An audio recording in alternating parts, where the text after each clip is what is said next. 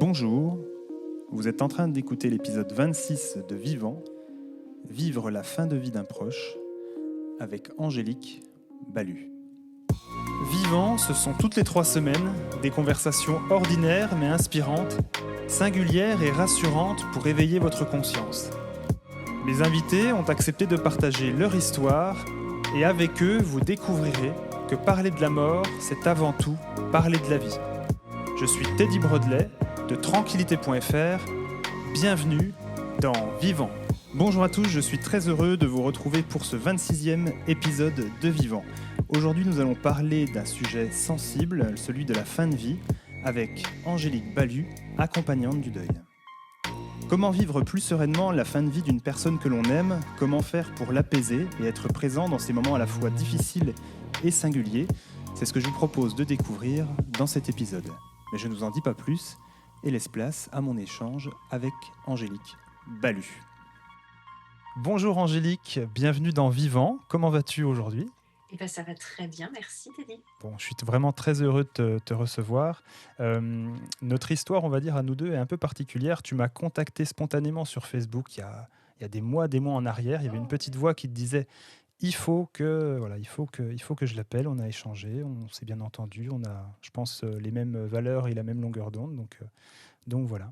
Donc merci d'avoir pris cette initiative en fait de me contacter déjà, pour commencer. Pour les personnes qui ne te connaissent pas, Angélique, est-ce que tu pourrais te présenter? Eh ben, donc, je m'appelle Angélique, je suis accompagnante.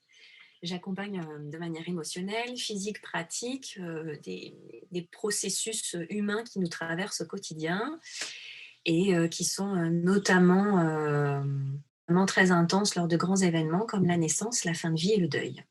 Tu fais partie d'un collectif qui s'appelle Couleur Plume. Tu peux juste nous en dire un petit mot?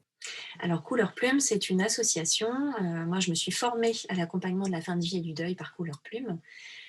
Qui a été cofondée donc par deux accompagnantes à la naissance, Julie Zimmermann et Clémentine Blondon.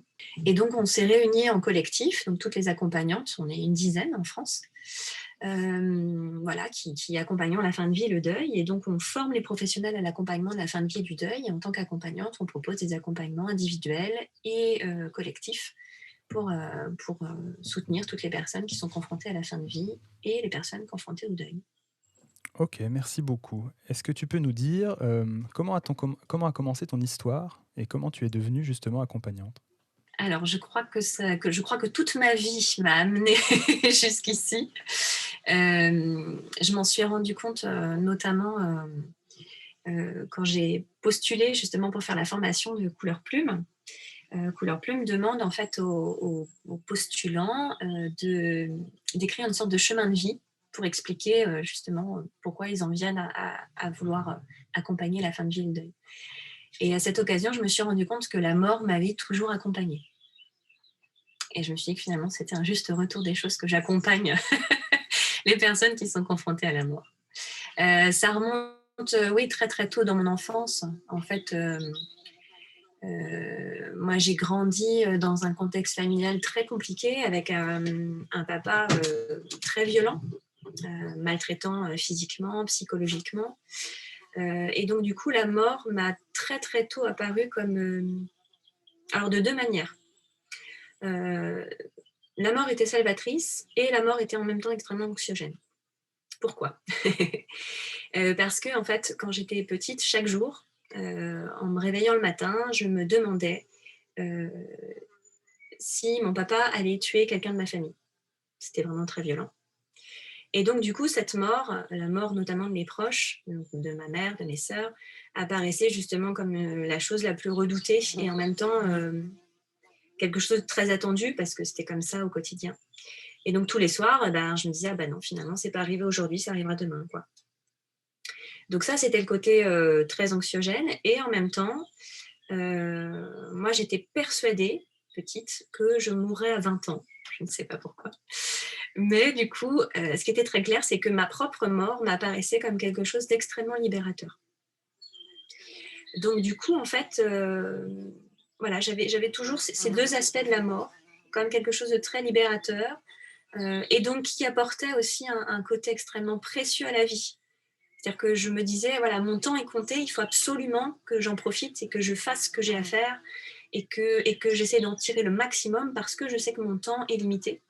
Et ça, vraiment, je me souviens toute petite de me le dire. J'avais 4 ou 5 ans, quoi, vraiment toute petite. Et en même temps, voilà, comme quelque chose d'extrêmement redouté euh, et en même temps d'inéluctable, quoi. Et qu'est-ce qui s'est passé ensuite? Alors après, en grandissant, c'est pareil, j'ai été confrontée du coup à la presque mort de ma mère. Ma mère a fait une tentative de suicide quand j'avais 10 ans. Où là, du coup, la mort est devenue très concrète. Alors, j'avais mes grands-parents qui étaient décédés, tout ça, mais c'était pas des choses plus concrètes que ça. Et voilà, quand j'ai été confrontée au fait que ma mère pouvait mourir, qu'elle voulait mourir, etc., là, ça a été un premier choc de comprendre, oui, qu'en fait, c'était vraiment réel et que ça impliquait plein de choses aussi pour moi, bien évidemment. Et puis, quand j'ai eu 13 ans, mon père s'est suicidé. Donc là, j'ai été confrontée voilà, à la mort de mon père, qui était totalement inattendue. S'il y a bien une personne sur Terre que je ne pensais pas pouvoir être capable de faire ça, c'était lui.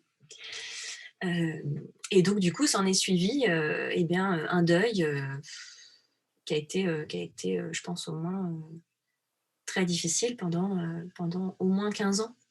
Mhm. Puisqu'il a fallu que je passe par des phases très difficiles, étant donné que le lien que j'avais avec mon père était très, très, très difficile.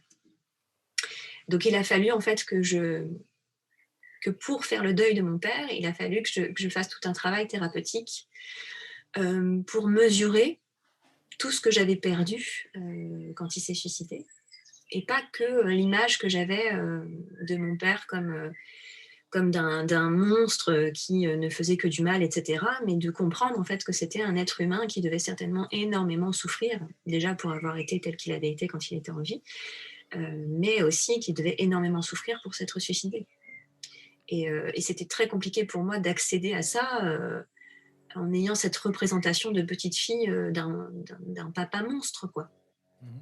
Et donc, il a fallu que je passe par toutes ces étapes-là pour ensuite, enfin, euh, accepter la perte de ce père qui serait jamais tel que j'aurais aimé qu'il soit. Hein. Et encore maintenant, j'ai totalement fait la paix avec ça et je me dis que mon histoire est absolument parfaite telle qu'elle est maintenant. Et voilà, et j'en ai tiré le meilleur et c'est absolument merveilleux. Mais, euh, mais oui, du coup ouais, ça a été des grosses étapes dans ce processus de deuil. Et c'est ça aussi qui m'a amenée à vouloir être accompagnante, c'est-à-dire d'accompagner ces vagues, d'accompagner ces tempêtes et d'accompagner ce processus qui est tout sauf linéaire et qui réserve énormément de surprises en fait. Mhm. Faire un deuil, c'est pas que accepter que la personne soit morte. C'est bien plus large que ça et ça a des ramifications extrêmement profondes en nous et par rapport à notre histoire personnelle et notre construction personnelle. Et pendant toutes ces années où tu as fait ce travail, tu l'as fait seul justement ou tu as été accompagné par des personnes qui ont pu t'aider? Alors je pense que déjà les premières personnes qui m'ont accompagnée, c'est ma maman et mes sœurs. Parce que j'ai la chance d'avoir 2 grandes sœurs. J'ai quasiment 10 ans d'écart, 10 et 8 ans d'écart avec elles. Et j'ai eu la chance d'être dans une famille où la sensibilité de chacun est respectée, où la souffrance est respectée. Donc ça déjà, je pense que ça a été des gros piliers pour moi. Euh, j'ai été accompagnée après par mon amoureux, que j'ai rencontré quand j'avais 17 ans et qui a été aussi, je pense, une personne extrêmement importante dans ce processus. Parce que je pense que c'est la première personne extérieure à ma famille que j'ai rencontrée et qui était capable de m'accueillir de manière inconditionnelle, avec tout ce que je suis, avec tout ce que je ressens, tout ce que je pense, etc. Et puis ensuite, j'ai entamé un travail thérapeutique quand j'avais 20 ans, euh, qui a duré 8 ans. Et ça, voilà, ça a été un travail que j'aurais pas pu m'épargner, ce travail-là. Voilà. J'avais besoin d'aller en profondeur, j'avais besoin de comprendre certaines choses, j'avais besoin de faire du lien. Voilà. Et puis, moi, en parallèle, je faisais des études artistiques. Et je pense que ces études artistiques ont été extrêmement thérapeutiques pour moi aussi. Et puis après, ma formation d'accompagnante. Donc d'abord, d'accompagnante à la naissance et ensuite fin de vie deuil. qui ont, je pense, achevé en fait de mettre en lumière tout ce que j'avais découvert voilà, tout au long de ce processus et tout au long de cette vie, et de comprendre en fait que tous ces processus nous traversent au quotidien, euh, et que du coup on a besoin d'être soutenu et accompagné à certains moments, quoi. Mmh. Qu'est-ce que la formation, du coup, que tu as commencé, enfin que tu as faite à un moment donné pour Mhm. devenir accompagnante, t'a appris? En fait, elle m'a révélé, parce que j'en avais déjà, je le savais déjà et je le faisais déjà, mais du coup, elle a mis en lumière, et donc j'ai pris conscience de la puissance de l'accueil inconditionnel. C'est-à-dire d'avoir quelqu'un en face de toi qui a zéro jugement et qui est en lien avec toi de manière 100% authentique, et qui t'accueille, c'est-à-dire qui te fait de la place, euh, tel que tu es, avec tout ce que tu es, toutes les parts qui t'animent, avec les choses qui sont les moins reluisantes, les choses qu'on pense les plus inavouables, euh, et qui t'accueille aussi et qui mesure avec toi la souffrance que tu traverses, par exemple, les doutes, les peurs, et d'avoir cette personne en face de toi qui, elle, n'a pas peur de ça, qui n'a pas peur de ce qui te fait peur, qui n'a pas peur des vagues, qui n'a pas peur de la tempête, parce qu'elle sait que cette tempête, elle va prendre fin un jour. Voilà, ça m'a révélé la puissance de ça, vraiment. OK. Comment tu agis justement auprès des familles quand tu accompagnes, par exemple, la fin de vie? Qu'est-ce que tu leur dis? Comment ça se passe? Bah, alors c'est très variable, puisqu'en fait chaque accompagnement est unique, puisqu'on s'adapte en fait aux besoins spécifiques de chaque personne. Euh, En fait, c'est marrant, on me pose souvent la question des outils que j'utilise. Je me sens toujours un peu embêtée quand je dois répondre à cette question. Tu remarqueras que je ne te l'ai pas posé, hein. Et c'est ça, mais du coup, je fais le lien.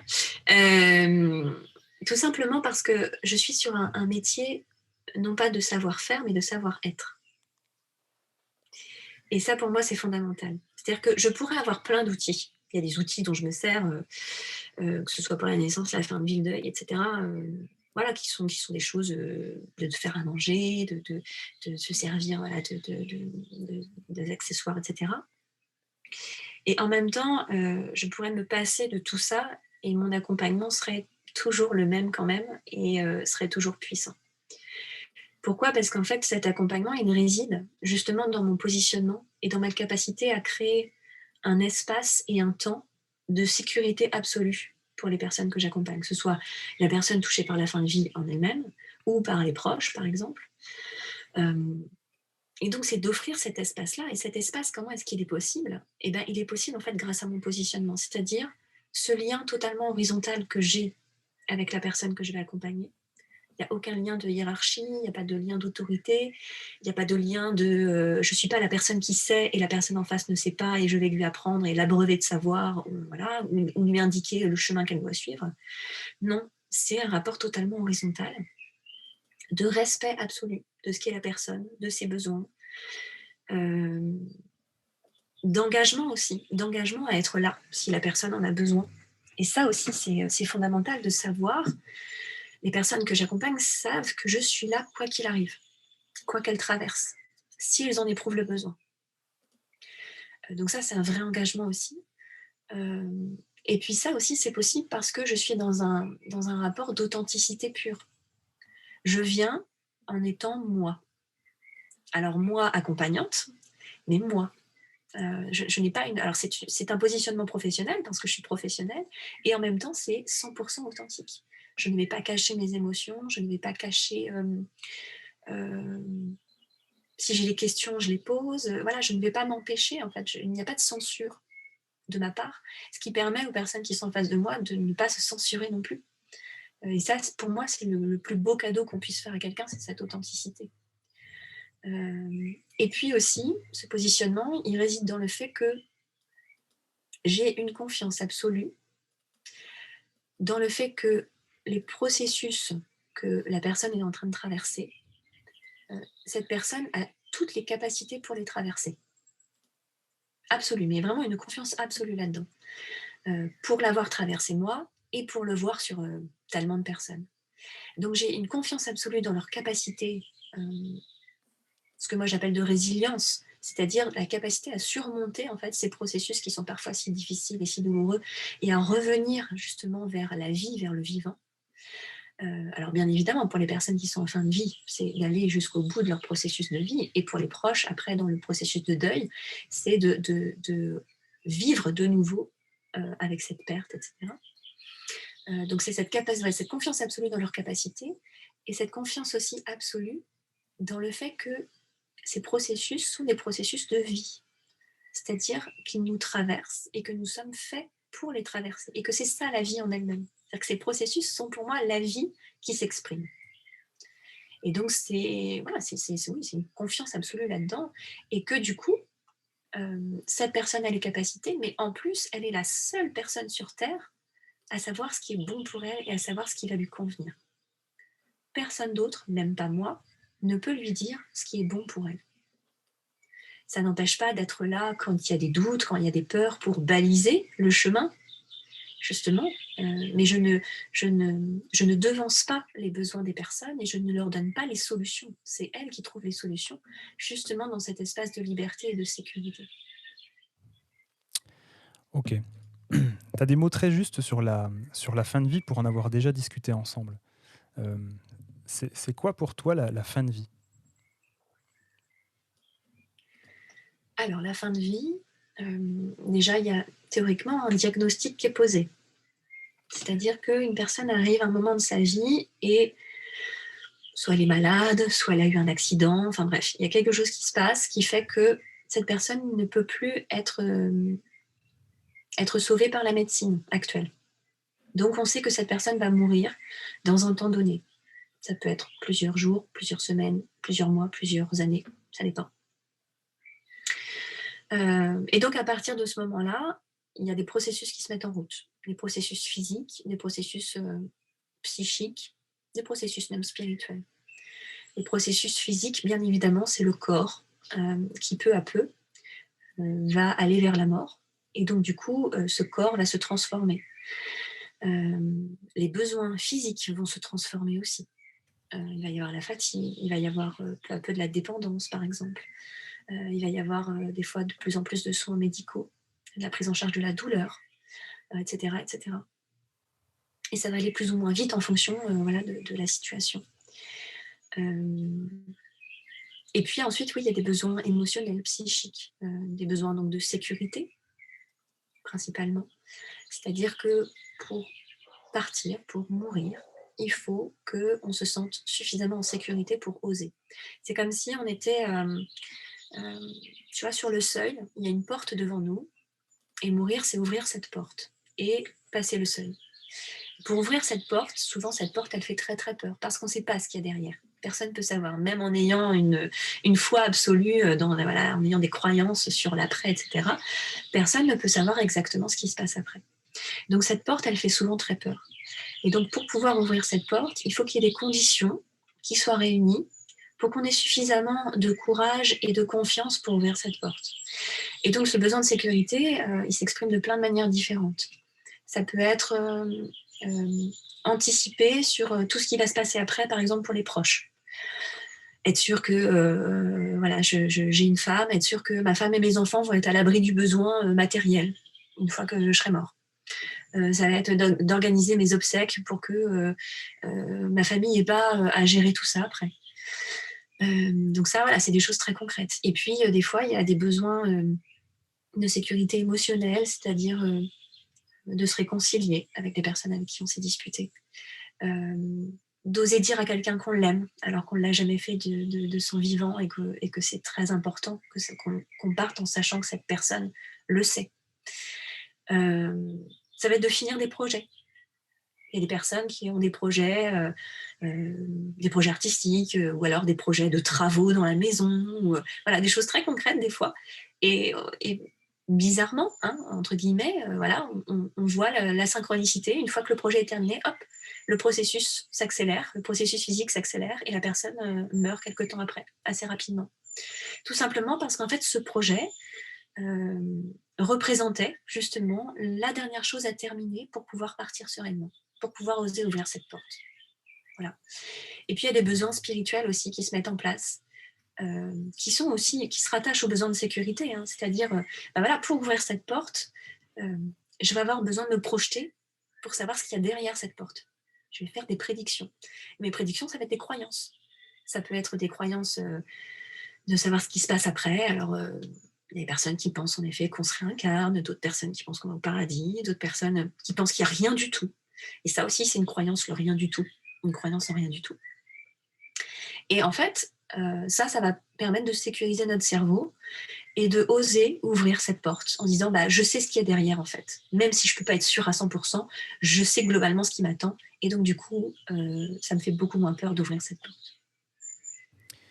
Donc du coup, moi ce que je trouve très chouette là-dedans, c'est que tu exprimes ce passage de fin de vie comme quelque part un choix qu'on fait. Euh, oui, alors c'est des choix qui sont pas tout à fait conscients et volontaires, hein. Sinon, on pourrait dire bon bah là j'en ai marre, hop là, ça peut arriver comme ça en claquant des doigts. Et puis on voit aussi des personnes où le corps justement met beaucoup de temps à lâcher et qui pourtant a priori sont prêtes, par exemple psychiquement, etc. Mais ça en fait on l'observe vraiment, vraiment beaucoup dans les accompagnements, hein, que ce soit les miens ou ceux de mes collègues. Euh, une fois que ces besoins sont comblés, le processus peut se faire. Et c'est assez magique hein, à voir, hein, c'est sublime. Et c'est pour ça que nous, on est vraiment sur ça, c'est-à-dire de créer ces conditions qui vont permettre à ce processus d'être le plus fluide possible. Et ça ne veut pas dire d'être le plus rapide, hein, mais d'être le plus fluide. Alors ça ne va pas empêcher la souffrance, ça ne va pas empêcher les doutes, les peurs, etc. Mais juste de faire en sorte que ce processus ne se bloque pas, tout simplement. Euh, donc non, en effet, c'est pas volontaire, c'est pas conscient. Mais par contre, en fait, c'est comme n'importe quel processus physiologique. Si tu prends le processus de la naissance, c'est exactement la même chose. Une naissance, ça prend le temps que ça prend, hein, c'est variable en fonction des cas, mais on sait qu'il y a des conditions qui doivent être réunies pour que la femme puisse se laisser traverser par ce processus de naissance, pour que ce corps puisse se laisser traverser. Et bizarrement, mais je sais que moi c'est pas bizarre parce que je l'expérimente quasiment quotidiennement, on a les mêmes besoins. Ce sont les mêmes besoins pour le processus de naissance et le processus de mort. Exactement les mêmes. C'est-à-dire un besoin de sécurité et un besoin d'intimité. Besoin de sécurité émotionnelle, physique. Une femme qui accouche, elle a besoin d'être sûre qu'il ne va rien lui arriver pendant qu'elle accouche parce qu'elle est dans un moment extrêmement vulnérable. C'est exactement pareil quand on meurt. Quand on meurt, on est dans un moment d'extrême vulnérabilité. Et donc, du coup, pour laisser faire ce processus, il faut qu'on se sente en sécurité. Mais ça, en fait, ça fait appel à quoi? C'est tout simplement parce que ce sont des processus physiologiques de mammifères. On n'a pas changé de processus depuis, depuis qu'on est des êtres humains, en fait. Et ça, ces processus, ils n'ont pas changé. Quand tu vois un mammifère qui donne naissance, la plupart, ils vont s'isoler, ils vont trouver un endroit où ils sont en sécurité. Souvent, si c'est des mammifères qui vivent en groupe, tu vas voir que le groupe est pas très loin. Il reste quand même en surveillance pour assurer la sécurité quand même autour. Et en même temps, le mammifère s'isole pour avoir son intimité. C'est exactement la même chose quand on meurt. Si tu vois un mammifère qui meurt, si tu vois nous, on a nos chats, nos chiens à la maison. Donc, si tu as déjà vu un chat ou un chien qui meurt, de sa belle mort, on va dire, et ben en fait, c'est exactement la même chose. Il va aller s'isoler. Et même s'il t'aime très fort, et même s'il te faisait plein de câlins avant, généralement, il va avoir besoin d'être tout seul, au calme, dans un petit coin, pour pouvoir mourir. Voilà. Merci beaucoup Angélique. Euh, qu'est-ce que t'aimerais qu'est-ce que tu dirais comme ça naturellement à des personnes justement qui sont dans cette période-là de fin de vie d'un proche? C'est quoi le plus important à ton avis? Être à l'écoute. Être à l'écoute des besoins de la personne qui est en fin de vie. Être à l'écoute de ses propres besoins. Pour moi, c'est la clé, en fait. En fait, je ne fais que ça dans mon travail, finalement. Si je dois vraiment revenir à l'essentiel, tu vois, si on pense aux outils, etc., c'est d'être à l'écoute. Donc, d'être à l'écoute de tous ces besoins-là, c'est-à-dire besoins physiques, besoins psychiques, émotionnels, besoins spirituels, bien évidemment. Et ça s'applique également aux proches, hein, aux aidants. Parce qu'en fait, quand on est confronté à la mort, que ce soit la nôtre ou celle de l'autre, quand on est confronté à celle d'un proche, forcément, ça nous fait un miroir sur notre propre mort. Et donc, du coup, ça va venir aussi troubler nos repères. Voilà, dans nos repères d'être vivant, où la mort est très très loin. Souvent, on sait qu'on va tous mourir, mais c'est quelque chose qui reste très abstrait. Quand on est face vraiment à la mort concrète de quelqu'un, tout de suite, ça devient beaucoup plus concret. Et donc, ça vient poser des interrogations, des questions sur son propre rapport à la mort, sur son propre rapport à la vie, sur son rapport aux autres, son rapport à soi. Ça vient troubler des repères. Ça vient déconstruire parfois des choses qu'on croyait et en fait sur lesquelles on s'accrochait, auxquelles on s'accrochait très fort et en fait on ne peut plus s'y accrocher parce que cette expérience déconstruit ces repères-là. Donc pour moi, il s'agit d'être vraiment à l'écoute, d'être dans cet accueil inconditionnel le plus possible. Après, en tant que proche, c'est extrêmement compliqué d'être dans l'accueil inconditionnel parce que l'accueil inconditionnel, il est vraiment possible. C'est pour ça que je suis, moi, en tant que professionnelle, il est possible si on n'a pas d'enjeu émotionnel dans la relation. Si j'aime très fort quelqu'un et que cette personne va mourir, bien évidemment, je n'ai pas envie qu'elle meure. J'ai envie de garder du temps avec cette personne. J'ai envie de continuer à garder ce lien. Et donc, il y a une part de moi qui va pas accepter, qui va être dans le déni et qui va essayer de tout faire pour que ce moment arrive le plus tard possible. Sauf que quand je fais ça, des fois, je vais aller à l'encontre des besoins de la personne qui est en fin de vie. Parce que je vais essayer des fois de prolonger artificiellement, alors, voilà, avec la médecine par exemple, ou par exemple en lui demandant de manger alors qu'elle n'a plus faim, en lui demandant de faire des efforts voilà, pour bouger, etc., alors que la personne n'a plus envie de bouger, n'a plus l'énergie pour bouger, etc. Mais moi, ça me rassure, parce que je me dis que tant qu'elle bouge et tant qu'elle mange, et ça veut dire que la mort n'est pas si près, en fait. Donc du coup, cet accueil inconditionnel, il est possible, mais il ne peut être que partiel. Ou alors, il est possible quand on a fait un gros travail sur soi et que justement on est soutenu aussi par d'autres personnes. Et ça, pour moi, c'est aussi quelque chose d'important, c'est de se souvenir que c'est une période extrêmement intense d'un point de vue émotionnel, d'un point de vue physique, et des fois c'est trop lourd à porter tout seul.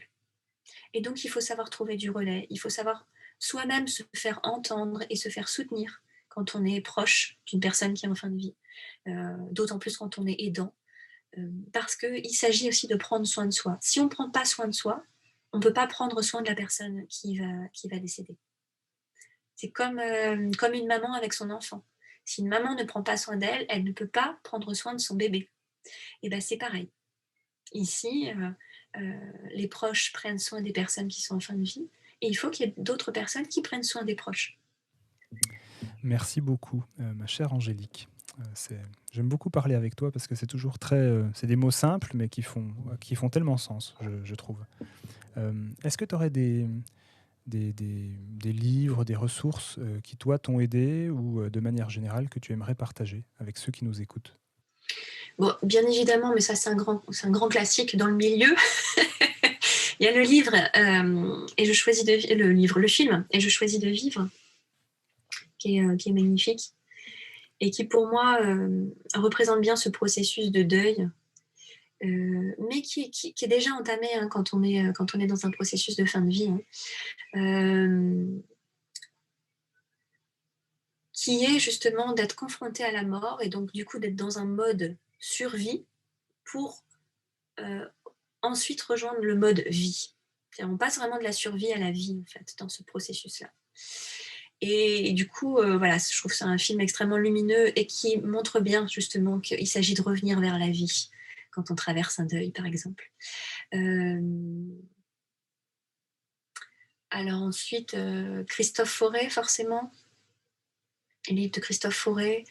Après, par exemple, alors j'aime l'image qu'il utilise, par exemple pour le deuil, de la cicatrisation. En tant que, donc le deuil pour lui, voilà, la mort, le deuil représente en fait une blessure, comme une blessure physique, sauf que là c'est une blessure psychique. Et du coup, le processus de deuil est un processus de cicatrisation pour lui. Alors j'aime bien l'idée parce que Ça parle d'un processus physiologique. Tu vois, la cicatrisation, c'est quelque chose qui se fait automatiquement par ton corps. Après, des fois, on a besoin d'en prendre soin, particulièrement si c'est une grosse blessure, etc., pour être sûr que ce soit une jolie cicatrice, tout ça. Et on garde la cicatrice à vie, tout ça. Après, la limite que j'ai à ça, c'est que moi, je n'envisage pas la mort spécialement comme une blessure. Souvent, en fait, des fois, à couleur plume, on utilise aussi l'image de la digestion. Parce que du coup, c'est vraiment un processus où voilà, tu ingères quelque chose, donc tu as quelque chose qui vient en toi, qui doit s'intégrer. Tu dois intégrer et prendre en toi voilà, tous les éléments qui vont être utiles. Et puis ensuite, voilà, le processus de digestion se poursuit, etc. Et c'est un processus physiologique qui se fait de manière totalement automatique. C'est pareil, on n'y pense pas. On n'y dit pas, tiens, je viens de manger, il faut que je digère, quoi. Et donc, du coup, j'aime aussi cette image parce que ça permet aussi de dédramatiser le deuil. Et non pas, alors ça ne veut pas dire qu'on ne prend pas en compte la souffrance, etc., hein, bien évidemment, hein, mais ça permet de prendre de la distance aussi par rapport à ça et de se dire, oui, ça fait mal. Oui, bien évidemment. Mais je ne l'envisage vraiment pas comme une blessure. Même si quand on le vit et qu'on est vraiment en train de le vivre, ça fait extrêmement mal, forcément. Mais je l'envisage pas comme une blessure parce que parce qu'il y a une renaissance possible derrière, tout simplement. Il y a une renaissance possible et puis aussi parce que en fait, mais c'est comme la naissance. Je veux dire, la naissance, l'accouchement, c'est pas une pathologie, tu vois. On n'a pas à en guérir. C'est juste un processus qui se fait en fait, c'est un processus de vie. Et donc du coup, pour moi, la mort, c'est exactement la même chose. Tu sais, un des buts de ce podcast, c'est de montrer que parler de la mort, c'est de parler de la vie. Est-ce que tu es d'accord avec ça? Absolument. Souvent, quand je rencontre de nouvelles personnes et qui me demandent ce que je fais dans la vie, que je leur dis que j'accompagne notamment la fin de vie et le deuil, j'ai souvent des réponses du genre oh là là, ça doit pas être drôle tous les jours, je sais pas comment tu fais, c'est dur. Et moi, je suis toujours très surprise par ces réponses-là parce qu'en fait, ça ne correspond pas du tout à ce que je vis et à l'image que j'ai de mon métier. Pour moi, les accompagnements de fin de vie, les accompagnements de deuil, ce sont des accompagnements extrêmement vivants. En fait, moi, j'accompagne la vie, j'accompagne pas la mort. Je peux pas accompagner la mort. Voilà. Une fois que la personne elle a ouvert la porte et qu'elle l'a refermée, je peux plus l'accompagner. Mais du coup, oui, moi, j'accompagne vraiment des processus de vie et de tout ce qui est vivant. C'est-à-dire, tu sais, pour les soins palliatifs, par exemple, ils disent ils disent que il ne s'agit pas de prolonger la vie, mais de rajouter de la qualité de vie en fait à ces derniers instants. Et pour moi, c'est exactement la même chose. C'est-à-dire, je viens en fait en tant qu'être vivant avec ma vie, ma lumière, mon amour, etc. Et voilà, je prends ma petite valise, je remplis tout ça d'amour, de lumière, d'accueil inconditionnel, tout ça, tout ça. Et hop, je la dépose chez les gens que j'accompagne et je leur dis maintenant, vas-y, saisis-toi de ça, quoi. Et donc, oui, pour moi, c'est extrêmement vivant. Et il y a des moments très drôles et où on rigole beaucoup. Et pourtant, la personne est en train, et voilà, elle va bientôt mourir. Et heureusement, parce que la vie, c'est ça. La vie, c'est pas tout noir ou tout blanc. Un deuil, on souffre pas à chaque instant. C'est pas possible, en fait. Non. Et même une personne en fin de vie, on peut avoir des moments extrêmement drôles et extrêmement légers. Il y a des moments de grande légèreté, des moments de grâce comme ça, absolue, où on voit justement des choses extrêmement poétiques, belles, drôles, légères, oui. Et pour moi, c'est extrêmement important de rappeler ça aussi. Parce que oui, il y a la souffrance, il y a ce qui est lourd, il y a bien évidemment, ça fait complètement partie du processus. Mais encore une fois, la vie n'est pas linéaire et n'est pas tout noir ou tout blanc en fait. On a une infinité de teintes et on a différentes parts qui sont en nous. Et on peut avoir une part qui souffre et en même temps une part qui a envie de prendre de la légèreté et de rire pour se raccrocher à la vie, quoi. Je confirme, mais je pense que cette lourdeur-là en question est purement culturelle aussi. C'est des choses qu'on ne s'autorise pas parce qu'on doit, selon je ne sais quelle croyance d'ailleurs, que dans ces moments-là, on doit être pas souriant, etc. Et je pense pas que des gens comme toi ou comme moi qui sont accompagnants, même si toi tu le fais directement, moi c'est d'une autre manière, je pense pas que les personnes ont besoin d'avoir au téléphone ou en contact des gens qui sourient pas, qui sont pas, qui portent pas en eux une énergie. Ils sont pas bien. T'as pas envie d'être accompagné par quelqu'un qui est pas bien, toi, si t'es pas bien. T'es d'accord? Mais non, bien sûr. Et puis en plus, sourire, rire, être dans la légèreté, ça ne veut pas dire qu'on ne mesure pas la souffrance et qu'on l'oublie, bien évidemment. Tu sais, tu as par exemple les Nétoiles, tu sais, Oui, je ceux sais. qui font les clowns. Oui, Voilà. oui. Et c'est très drôle quand tu les vois parce qu'en effet, voilà, ils permettent de créer justement une bulle, voilà, de sécurité, de légèreté, etc., etc. Et pourtant, c'est des personnes extrêmement conscientes justement de ce que vivent les personnes qu'elles sont en train avec lesquelles elles sont en train d'intervenir.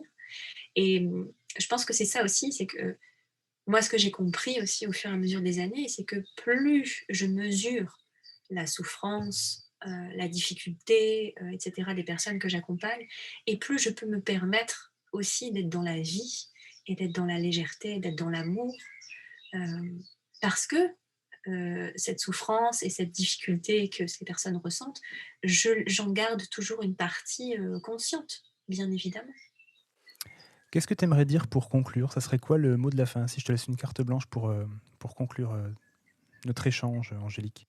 Ce qui me vient là, c'est justement ouais, de réinsister sur le fait que la mort est un processus de vie et qu'on peut le traverser comme on traverse notre vie, c'est-à-dire en étant dans cet accueil inconditionnel de ce que nous sommes, de ce qui nous traverse, d'être dans l'amour, dans la lumière aussi.